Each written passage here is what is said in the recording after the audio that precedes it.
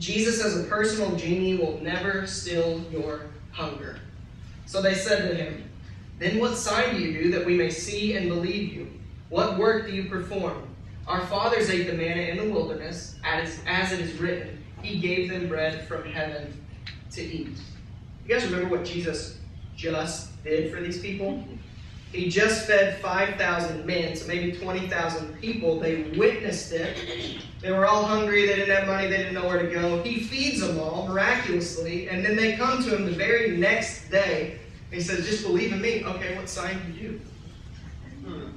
The disciples were probably even like, "Freaking kidding me? Just fed you guys. We told him to send you guys away so you can go get your own food." He said, "No, I'm going to feed them." This is what happens. That they were coming the next day and they're like, "We're hungry again, Jesus." Moses fed our fathers every day for 40 years in the wilderness. Bread fell from heaven. So they're saying, what do you do today? We need another miracle today. We believed in you yesterday. Then we need another miracle today. We need another sign. What work do you do so that we can believe in you today? This is it, guys. If Jesus is your genie, if you pull Jesus out of a pocket and rub on him and you pray, it's like, "Man, I really, really need this," it's never going to still your hunger. You're still going to hunger for something more. Think about the last thing that you really wanted, maybe within a few months or a year or 2 years, you really, really wanted and you've got it. Now, is it still as just wonderful as when you first got it? No, of course not. At first, it's like, "Man, this is really cool." And it's almost even more the anticipation of actually getting it is better. This is going to be so awesome. I can't wait to get this. And then you get it. It's like, this is pretty cool. And then every day it just becomes, it's just life. It's just a part. So if Jesus is our genie, if Jesus is someone we pull out or we say, "This is what I need. I'm going to pray in faith and say, 'Jesus, you're going to give me this,' and he gives it to you," it still doesn't satisfy.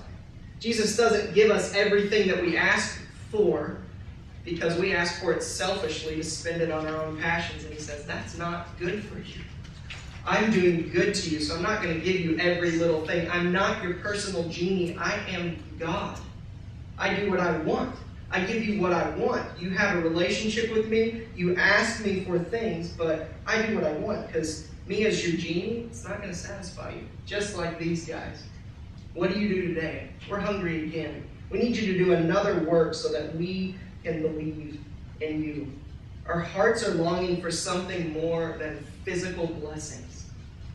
Our hearts are longing for something deeper than just a new car or a better house or a new relationship or a new gadget or whatever it may be, new clothes. Our hearts are longing for something deeper. This is why those things never really satisfy us. You guys understand? You see that in your own life? I see that all the time. I want something, I get it, and it's like, "Man, that really didn't fulfill me like I thought it would." And it happens all the time.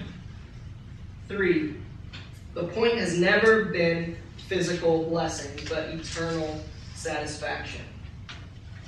Jesus then said to them, "Truly, truly, I say to you, it was not Moses who gave you the bread from heaven, but my Father gives you the true bread from heaven. For the bread of God is he who comes down from heaven and gives life to the world." And they said to him, "Sir, give us this bread always." These people come and say, "Moses blessed us with food for 40 years. What are you willing to do, Jesus?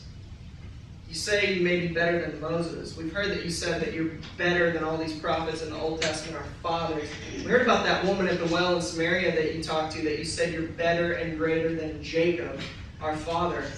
Moses did this. What are you willing to do?" A lot of people come to Jesus like that. They come and say, "All right, what are you willing to do for me?" And that's why churches are planted that preach prosperity gospel. And they say, "This is what Jesus is willing to do for you. You pray in faith and you believe enough, he's going to give you that new car. He's going to give you that house." And it keeps going because there's a few people that actually get something and they say, "Man, I just got to share you all the awesome things Jesus has done for me. I'm a millionaire. I have a Fortune 500 company now." And everyone else goes, "Oh, that's awesome. I want that."